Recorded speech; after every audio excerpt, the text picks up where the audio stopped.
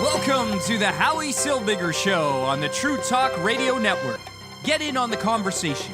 Call 1-877-669-1292.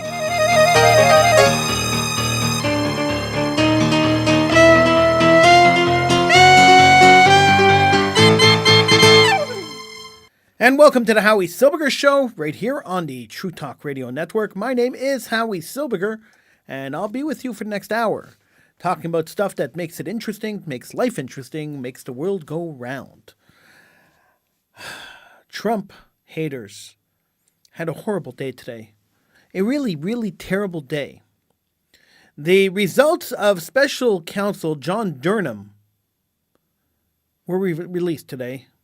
In fact, Fox News Digital printed all 300 pages of his report. Now, he was looking into how the Justice Department, how the FBI handled the investigation into the Trump campaign when it came to looking at collusion with Russia. And the findings were not overly surprising to people who have been paying attention, not overly surprising to people who have been sane and not suffering from Trump derangement syndrome. The conclusions were actually normal conclusions, things that we knew, things that we should have known, things that Trump actually said, and the lefties called him crazy for saying it. Special Counsel John Durham found that the Department of Justice and the FBI failed to uphold their mission of strict fidelity to the law when it launched the Trump-Russia investigation.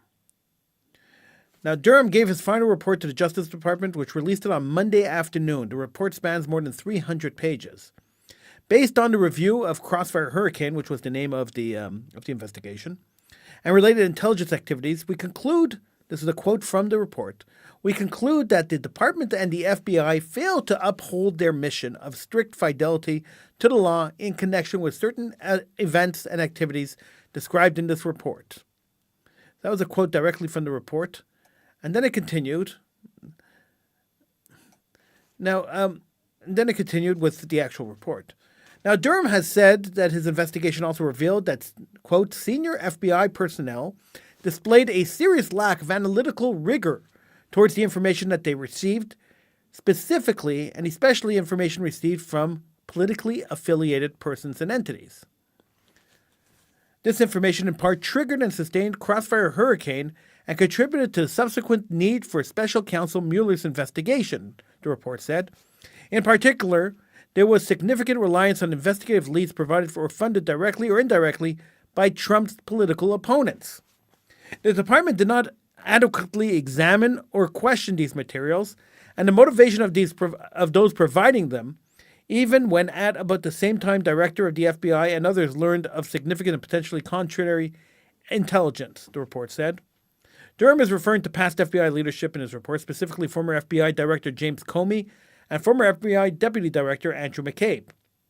Reacting to the report, the FBI said in a statement today, quote, the conduct in 2016 and 2017 that Special Counsel Durham examined was the reason that the current FBI leadership already implemented dozens of corrective actions, which will now have been in place for some time. Had these reforms been in place in 2016, the missteps identified in the report could have been prevented. This report reinforces the importance of ensuring that the FBI continues to do its work with rigor, objectivity, and professionalism the American people deserve and rightly expect. Still, Durham said that there is a, quote, continuing need for the FBI and the department to recognize that lack of analytical rigor, apparent confirmation bias, and an overwillingness to rely on information from individuals connected to political opponents caused investigators to fail adequately, consider alternative hypotheses, and to act without appropriate objectivity or restraint in pursuing allegations of collusion or conspiracy between a United States political campaign and a foreign power. Although recognized that in hindsight is much clearer, much of this also seems to have been clear at the time, Durham report said. We therefore believe it is important to examine past conduct to identify shortcomings and to improve how the government carries out its most sensitive functions. Now, Special Counsel Robert Mueller completed his investigation into a possible Trump-Russia connection in April 2019, which yielded no evidence of criminal conspiracy or coordination between the Trump campaign and Russia, to influence the 2016 election. Durham indicated 3 people as part of the investigation: former Clinton attorney Michael Sussman in September 2021, Igor Danchenko in November 2021, and Kevin Kleinsmith in August 2020. Sussman and Danchenko were found to be not guilty. Kleinsmith pleaded guilty and served community service time. The report said that Kleinsmith committed, and here's the quote, committed a criminal offense by fabricating language in an email that was material to the FBI obtaining a FISA surveillance order. In other instances, FBI personnel working on that same FISA application displayed at best a cavalier attitude towards accuracy and its completeness, it said. FBI personnel also repeatedly disregarded important requirements when they continued to seek out renewals of that FISA surveillance, while acknowledging both then and in hindsight that did not fully generally believe there was probable cause to believe that the target was knowingly engaged in clandestine intelligence activities on behalf of a foreign power or knowingly helping another person in such activities. The report continued, and certain personnel disregarded significant exculpatory information that should have prompted investigative restraint and re-examination. Durham's report does not recommend any wholesale changes in the guidelines and policies that the Department and the FBI now have in place to ensure proper conduct and accountability on how counterintelligence activities are carried out. So essentially what the report is saying is that Hillary Clinton paid a former British spy to write a report, multiple reports, on Donald Trump, her political adversary. She knew she was losing the election, and she was in danger of losing the election to Donald Trump, and she wanted to destroy him at all costs. So she paid somebody to write a damning report on Donald Trump, and then leaked that report to the media. The media ran with it. We remember hearing stories about Donald Trump and prostitutes in Russia, and then the continuous reports. The media loved these reports because the media hate Donald Trump. So the media loved these reports, continuous reports on people, Russians colluding with Donald Trump. And it was all fake. It was all made up. It was a manufactured conspiracy to take down a president, or at least a presidential candidate at the time. Now, Donald Trump didn't help his own cause. His big mouth didn't help his cause. But he did say, right at the beginning, it's a witch hunt. And it was. And the Durham report proves it was a witch hunt. And it's scary. It's extremely scary. Because if the FBI and if law enforcement is going to take a political side, if law enforcement is going to try to destroy a political candidate, then democracy has disappeared. Democracy doesn't exist anymore. There is no way to say that a democracy exists when government agencies are trying to usurp an election. When Donald Trump said the election was rigged, and he said it continuously, and he even said it the other day, this is what he was talking about. 4 years, billions of dollars of investigations into a man, into a campaign, and into a man, based on false accusations, based on material that was created by a political opponent. When Donald Trump says it was rigged, this is what he was referring to. The 4 years of negative, horrifically bad, unbelievably biased media coverage. And we should all be ashamed of that. The media is supposed to be impartial.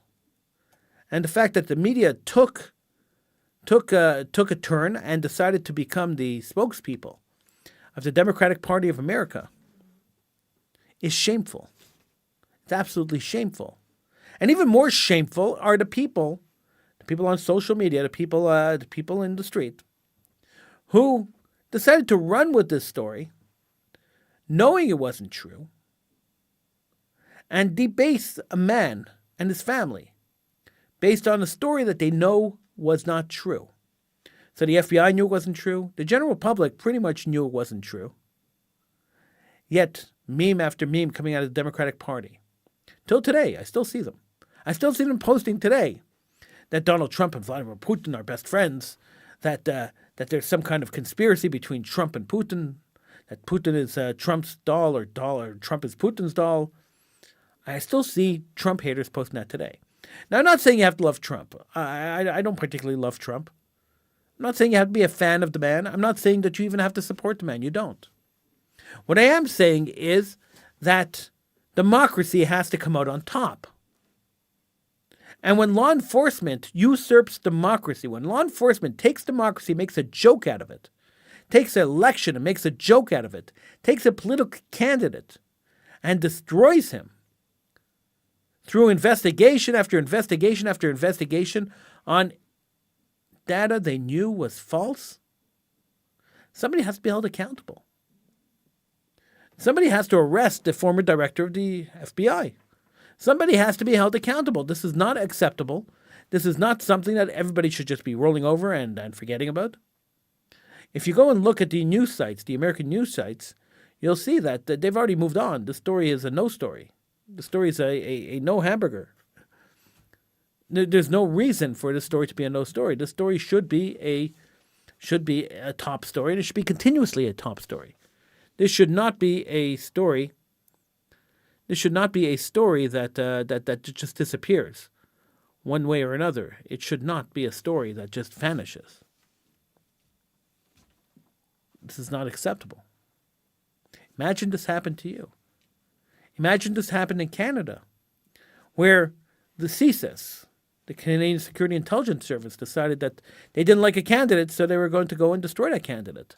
And they were going to do everything in their power to go after investigators and after investigation after investigation based on totally manufactured evidence. Would you be upset then? Would you be upset then? I know that you have to be outraged because I'm outraged. This is totally outrageous. So let's go to, you could call in 1-877-669-1292. If you want to get in on the conversation, you call in and talk to me. You could post up in chat, on Facebook chat, on YouTube chat, or in any of the chat boxes in any of the social media that we're broadcasting on. You could post up in there, and it just pops up on my screen. It's a cool system we have here. But this is totally unacceptable. It's outrageous. It's totally outrageous. So Dino Mazzoni posted on Facebook, the FBI and the DOJ, with Obama's full knowledge, committed a crime against a political candidate. They got away with it with the lamestream media's help. It's happening all over again with the Hunter Biden story. The U.S. is completely broken. There is no constitution. There is no law. There is no outrage. Trump was and continues to be right. And you know what's interesting? Trump was right about everything. When Trump said that the Obama administration was bugging his office and spying on his campaign, it was proven that they did.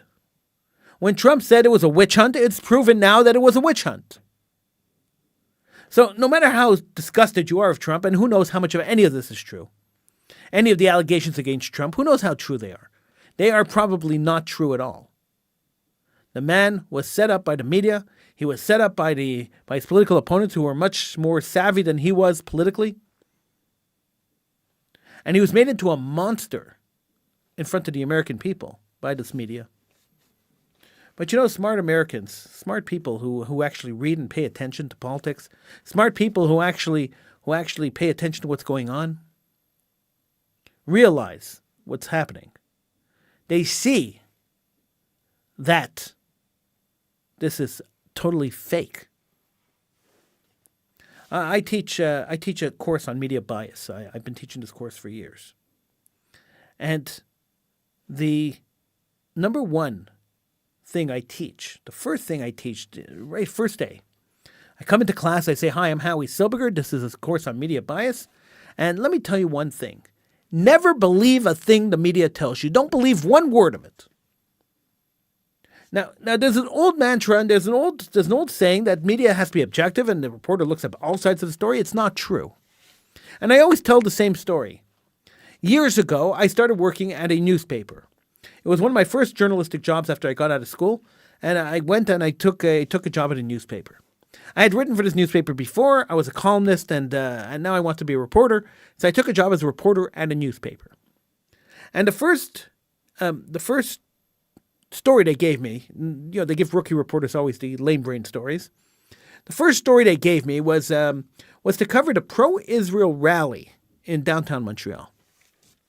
So on Israel Independence Day, there's a rally in downtown Montreal, and it's usually the exact same story year after year. And so they sent me down to cover that story, a BS story, a story that nobody cares about. Great. I went down, and I covered the story as a proper journalist should cover the story. I spoke to the pro-Israel side, then I spoke to the anti-Israel side that were protesting the rally. I spoke to both sides.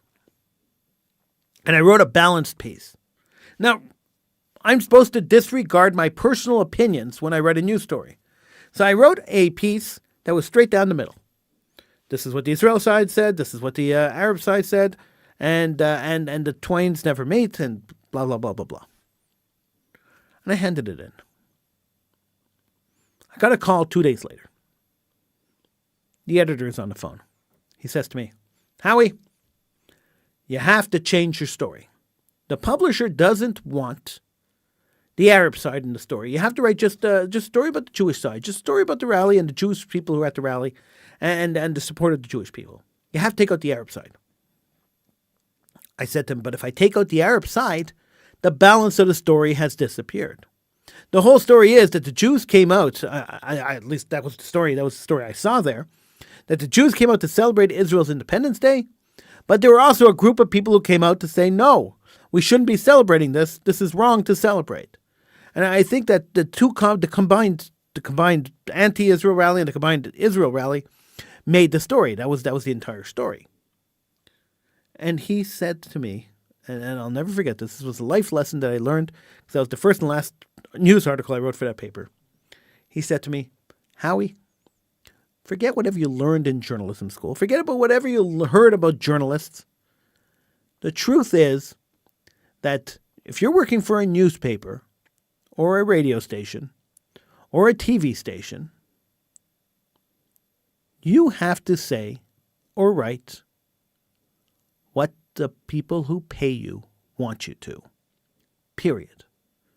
They have reasons why they want you to write on a certain angle. And normally it's about advertising dollars. They're going after specific advertising dollars. And if you don't write what they want you to write, they'll just find somebody else to do it. So change the article or it's not going in. Well, I'm a stubborn guy. And I refused to change the article. I said, no way. This is what I wrote. This is what you're going to publish. You don't want to publish it? Don't publish. That's fine. It's your prerogative. But this is what I wrote. I'm not changing it. Newspaper came out. I picked up the newspaper, and there was an article about the Israel rally. It wasn't the article I wrote, and I was the only reporter there. It was a generic article about the Israel rally and how great Israel is and how great the rally was and how everybody went out, and there was a quote or two. I guess they took a quote or two from my original article from the Israel side. But the strangest thing was my byline was on there. It said, by Howie Silbiger. I was shocked. I said, wait a second. You asked me to go and do something. You asked me to go and write a story for you, to go and cover a story. And I did, in good faith. Then you rewrote my story but left my name on it? Without even telling me that you were doing this? You told me to change the story. I said I wasn't going to change the story. You had two options. You could have just rewritten the story and not put a byline on it. You could have rewritten the story and put somebody else's byline on it. But to rewrite the story and put my name on it? Something I didn't write? Give me credit for something I didn't write? That's unbelievable. And I called the editor, and he started laughing at me. And he said to me, Howie, let this be a life lesson. Those who pay, play. And he hung up, and that was the last time he asked me to write anything for them. And I was fine with that. I didn't care. I didn't care that I didn't write for them anymore. I went to a bigger and better paper. That's fine. But I just didn't understand it. I just didn't understand. It took me a long time to understand what was happening. It took me a long time to understand that the media is manipulated by many different factors. He who has the money manipulates the media. He who manipulates the publisher manipulates the media. And that's why it didn't take me that long to figure out why Fox News would have dumped their most famous and most popular broadcaster, their show host, Tucker Carlson. Why they would have dumped him. He was bringing in 4 million viewers a night. As a business move, this was a terrible business. This was the worst business move any company could do. Tanking your company by getting rid of your most popular guy doesn't even make sense. It's not even logical. Why would you do that? And it took me a while. I had to think about it. I didn't understand it because I always believed that there were greedy corporations and the greedy corporations only wanted money and that's all they cared about. But not in 2023. The whole idea of the greedy corporation has disappeared in 2023. It doesn't exist anymore. 2023 is all about ideology. So a company could lose $1 billion and not even care that they lost $1 billion because their most famous host said something that the owners didn't like. A beer company could throw their entire company into the garbage, tank their most popular product because they're trying to pander to a tiny minority of people. A second beer company saw the failure of the first beer company and decided to do the same thing because there's nothing in 2023 that counts more than virtue signaling, than saying, hey, I'm as virtuous as the next guy. Nothing counts more. I'm going to reveal something on this show that I haven't revealed before. I'm going to tell you something that I haven't told you before. Now, I've never said this on the show. I'm going to tell you a story that I've never repeated on the show. Some people who know me may know parts of the story, but I've never really told this story. On a few years ago, this show aired on 1650 AM in Montreal, on Radio Shalom Montreal. It was the only Jewish radio station in the city. And we had a huge listenership. This show, we had a massive listenership. And that was great. And we effected a lot of change, and we fought a lot of battles that we won. We lost a few. You always lose a few and you win a few. But we fought the important battles that we thought were important. And we brought the important news to the Jewish community that we thought was important for the Jewish community here. And we were very, very popular. And I had a crew with me, and my crew worked with me for years. I had people on the show for 11, 12, 15 years. The show was on the air for, this show is now in its 30th season. We've been on the air continuously in one format or another for 30 years. And somewhere around year number 17 on Radio Shalom, I did a show where I criticized, once again, the Jewish Federation of Montreal because they were doing something I didn't agree with. And I criticized, and I went hard after them. And I do that on the show sometimes. You hear it. I go strong. I get strong. I'm very opinionated, and I express my opinion, my very strong opinion. And I went after the Jewish Federation, and I specifically went after the president of the Jewish Federation. And I said, how could he be allowing this to happen? Whatever it was, it had to do with probably assimilation and the ripping of Judaism out of different Jewish institutions. And I asked a question. And I didn't know at the time. You see, you're not always privy to everything. I didn't know at the time that the president of the Federation was also friends with the president of the radio station. I wasn't aware of this. Not that I would have changed my opinion on anything. Not that I would have changed the way I delivered my show. Not that I would have changed any of the content of my show. But I wasn't aware that that was the case. The next day, I came into the radio station. And the president came up to me and said to me, hey, listen. He said, we're cutting your show. I said, what do you mean you're cutting my show? You're canceling the show? It is the most popular show on your radio station. You're canceling the show? And he said to me, I'm not canceling it. You're on every night of the week. We're going to cut you down to 3 nights a week. And we're going to cut you down from 3 hours a night to 2 hours a night. So I said to him, could you give me a reason why? I wasn't getting paid for the show too, which made it even more infuriating. Here I am volunteering my time, doing it free, because I felt it was a service to the community. And here he was cutting me. So I said to him, could you tell me why? And he said, quite simply, I don't like the content of your show. That's what he told me. I don't like what you're saying. I don't like what you're doing. And I think that if you do it less on my station, it's better for the station, it's better for me. I said, why don't you just cut me altogether? Just send me packing. I've only been on the air for 17 years for free on the station, so send me packing. See if I care. Give me my evenings back. I'm fine with that. And so he's cut my station. He cut my show to 3 nights a week. Then he cut my show to 1 night a week. And then eventually he just dumped me. We got unceremoniously dumped. We didn't even have the opportunity to say goodbye to our listenership. And that's how we left that station. And you know what? We never looked back. I started doing the show online. I've been doing a show online now for 7 years. And I've never looked back. But what I'm trying to make is that everybody in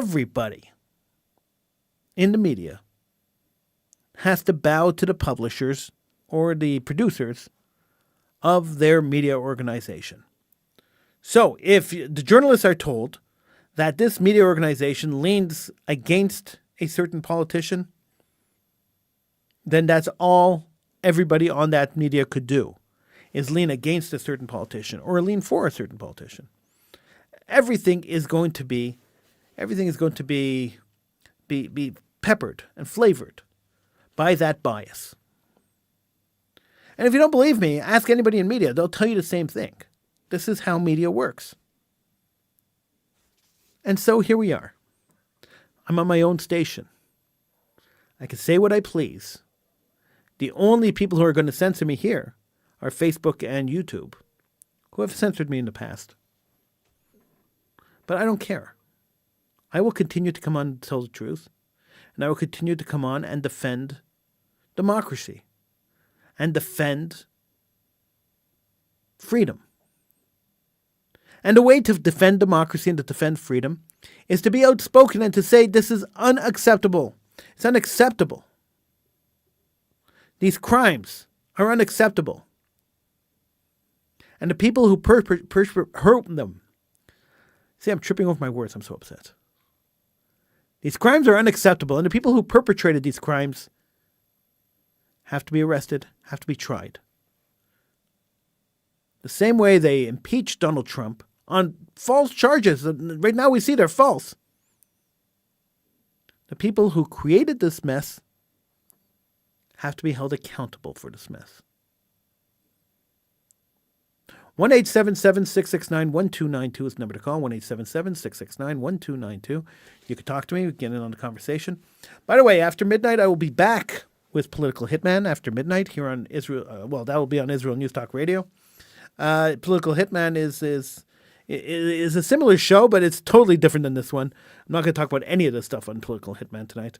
So you can feel free to join me on Political Hitman at midnight. I'll be back right here in the same place you are watching me now. I don't know what's going on with my words today. I'm tripping over my words. That doesn't normally happen, but thank you so much for pointing it out. All right, so that's it for me for tonight. I want to thank you for joining me. I will see you again tomorrow right here on the True Talk Radio Network. I will see you at midnight with Political Hitman. Have a great night. I'm Howie Silbiger. This is the Howie Silbiger Show on the True Talk Radio Network. And apparently the show doesn't want to end. So we'll continue talking for a couple of seconds. Because, sometimes technology does that. It just doesn't want to go. So we'll continue talking. I don't mind. I like talking to you. I like it. I like it a lot. I enjoy being here with you. All right, that's it. I'm out of here. Have a good night. I will see you at midnight.